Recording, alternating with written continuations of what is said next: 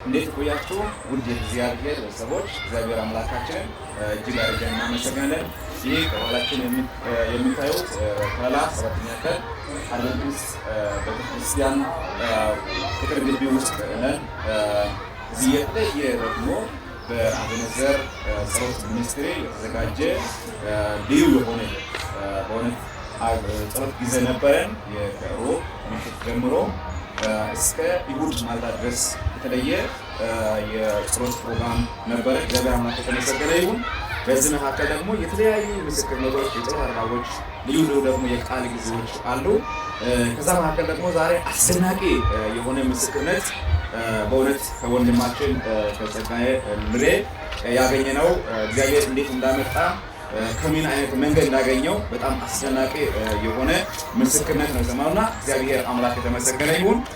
የመጣበትን ሁኔታ እንዲሁም ደግሞ አሁን ያለበት ሁኔታ እናንተ በጥቂቱ ይገልጻል። በእውነት ስለዚህ ወንድማችን እግዚአብሔር አምላካችንን እያመሰገንን ደግሞም ምስክርነቱን ደግሞ ሰምታችሁ ብዙዎቻችሁ እንደምትባረኩ ተስፋ አድርጋለሁ። አሁን ከእርሱ አንደበት ደግሞ ባለች በጥቂት ደቂቃ ደግሞ ለእናንተ የሚነግረው አለ።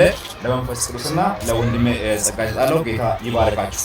የተመረጣችሁ ውድ ወገኖች እንኳን ሰላም ሆናችሁ። የሰላም አምላክ ሁሌም ከእናንተ ጋር ይሁን እያልኩ እግዚአብሔር እንግዲህ አጠራሩ የተለየ ነው የሚሆነው።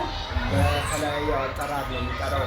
ወደዚህ ያው ሙስሊም ቤት በእስልምና ሃይማኖት ነው ያለው የነበርኩት ያደግኩት እያስቀረውም ነበረ። ከዛ በኋላ በዛው እያለው እንግዲህ ከዕለታት አንድ ቀን በማለዳ ከላይ ድምፅ እንደመጣ ቀጥታው ውረድ የሚል ድምፅ ነው ከላይ የመጣልኝ። እንግዲህ አላሁ አክበር እያልኩ አዛናውን ሲቀጥል በዛ አላሁ አክበር እያልኩ ባለው መሀል ላይ ውረድ የሚል ድምፅ ከላይ መጣ። እኔ ደግሞ ይህን ድምፅ እንደውም ሰይጣን ነው የተናገረው በማለት ነው። አብዱላህ ሚን ሸይጣን ረጂም ቢስሚላሂ ረህማን ረሂም ላኢላሃ ኢለላህ አስተግፊሩላህ እያልኩ በአረብኛ ቋንቋ እየገጸጽኩ ነበረ፣ ብዙ እየገጸጽኩ። ከዛ በኋላ ከቆይታ የተወሰነ ሰዓት ከቆየ በኋላ ይመላለሳል ውስጥ። በዛውም ደግሞ አንድ እኔ ጋር የሚቀርብ ልጅ ነበረ ከቃላዮች እሱ ጋር ሲሄድ እሱ ቀጥታው ይሄማ ሰይጣን ሳይሆን ነቢዩላህ ኢሳ ነው ብሎ ሲያብራረኝ ምንድን ነው ታዲያ? አይ እንዲህ እጅ አንስታይ ማመን ብቻ ነው ብሎ ሲናገር ላኢላሃ ኢለላህ አስተግፊሩላህ እኔ ካፍር መሆን አልፈልግም፣ ካፍር አልሆንም በማለት ተመልሼ ወደ ቤት መጣሁ። ከዛም እንደገና ሲኮተክተኝ ሲያስቸግረኝ ውረድ የሚል ድምፅ ሲመጣ ከዛ ቀጥታ ሄድኩና ሁለተኛ ስጠይቀው አይ አሁንም ይሄ የተገለጠው ነቢዩላህ ኢሳ ነው እንጂ ይሄ ሰይጣን አይደለም ነቢዩላህ ኢሳ ነው በማለት አብራራልኝ። እንግዲህ ያው እሱ መጽሐፍ ቅዱስ አዲስ ኪዳን ሲሰጠኝ ይህን አዲስ ኪዳን እንግዲህ ላኢላሃ ኢለላህ አስተግፊሩላህ ይሄ እኮ የጴንጤ ነው በማለት እንዴ ብዬው ከዛ መላልሶ ሲናገርና ስሰጥ ሁለቱንም ኮምፔር እያደረኩ ሲሄድ ነቢዩላህ ኢሳ ኢየሱስ ነቢዩላህ ኢሳ ሁለቱም አንድ መሆኑን ካረጋገጥኩ በኋላ ዮሐንስ ወንጌል ላይ ነው እንግዲህ እያነበብኩ እውነትን መንገድን ሕይወትን እኔ ነኝ የሚል ቦታ ደረስኩና ውስጥ እርካታ ተሰማ። ከዛ በኋላ ክርስቶስን ተቀበልኩ። የክርስቶስ ወገን ሲሆን እንግዲህ ያው የክርስቶስ ወገን የሆነው እኛን ማሰገድ ምን ጥለው ቁርአን ትተው በማለት ተናደዱና አባቴ ኦሬዲ ከሁለት ወር በኋላ 2 ቀበሌ ሰዎችን ሰበሰቡ። ከዛ ይሄ ልጅ የኔ ልጅ አይደለም፣ ከፈለጋችሁት እረዱት፣ ከፈለጋችሁት አባርሩት፣ የእናንተ ነው ብሎ አስረከበ።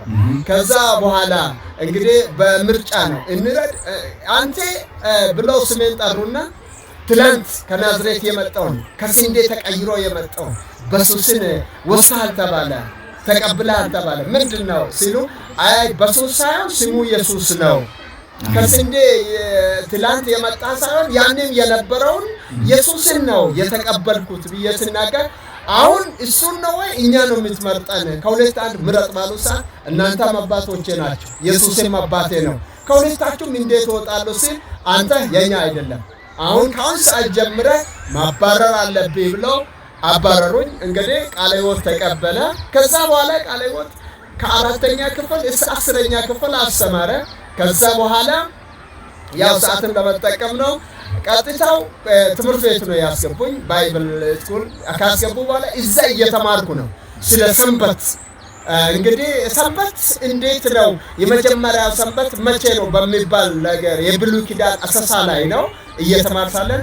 እኔ የሚያውቀው ይሁድን ነው። ይሁድ ነው ሲል ኖ ማምሩ ይሁድ አይደለም። እንዴት ቅዳሜ ነው? ቅዳሜ ከሆነ አድቬንቲስት የሚባል ቸርች የሚያመልከው ይህ ለካ ቅዳሜ እውነተኛ አምልኮ ቀን ነው ብዬ ስናገር ኖ እነሱ ያልዳኑ ገና ሊዲኑ ያሉ ናቸው ብሎ መለሰኝ።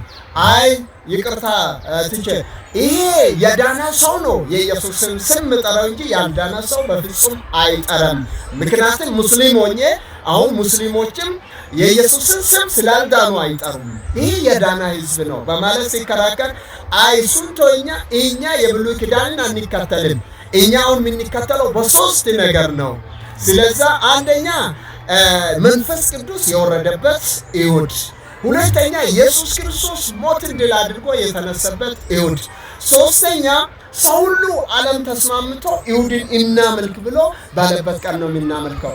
እኔ ሰው በተስማማው ቀን ሳይሆን ማምለክ ያለብኝ ባይብል ወይ መጽሐፍ ቅዱስ ባለው ቀን ነው እንጂ በማለት ዳና ሁኑ ብዬ ከኮሌጅ ትቼ ወጣሁ።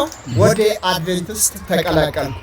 ከተቀላቀልኩ በኋላ እንግዲህ አድቬንቲስት ላይ እግዚአብሔር ረድቶኝ በአገልግሎት የትም እየተጠራው በሙሉ ፈቃድ አገልጋይ ነኝና የትም ሄጄ አገለግላለሁ። እስካሁንም እያገለገልኩ ነው ያለው። ለዚህ አገልግሎት ደግሞ ማቴሪያል ያስፈልገኛል በማለት እየጸለይኩ ነው ያለው። ምናልባት አሁን በምን አይነት ሁኔታ ላይ ነው ያለው? ኦኬ አሁን ያለውበት ሁኔታ እንግዲህ አድቬንቲስት ከገባው በኋላ ግል ኮሌጅ ላይ ገብቼ ሰው ሀብቶኜ ነው እየሰራ የቆየሁት።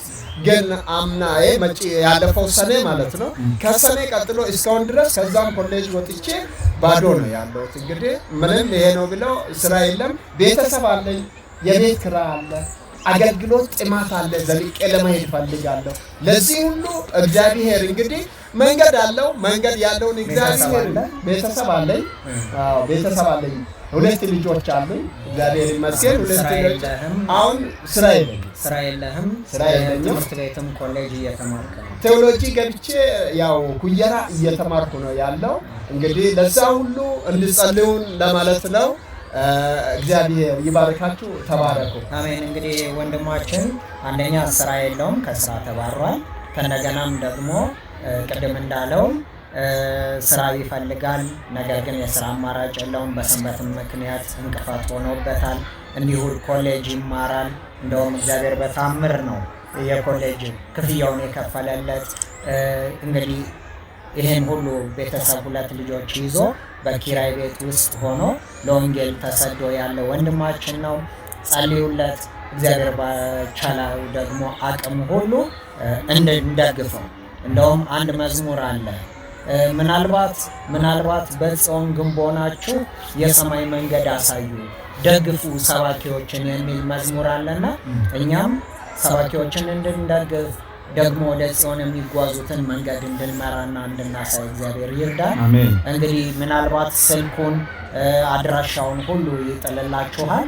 ስልክህንና አድራሻህን ልታገኙት ብትፈልጉ በዚህ ስልክ ቁጥር አግኙት። ስልክህንና አድራሻህን የት አካባቢ እንደምትገኝ ሆሳና ነው እንግዲህ ሆሳና ነው የሚኖረው። ከተማ ሆሳና ከተማ ላይ ነው የሚኖረው። ስልኬ 0913820156። ስሜ ጸጋይ ሊሬ አንሼቦ ይባላለሁ። እግዚአብሔር አብዝቶ ይባርካችሁ። የእግዚአብሔር ጸጋ ሰላም ይብዛላችሁ። ተባረኩ።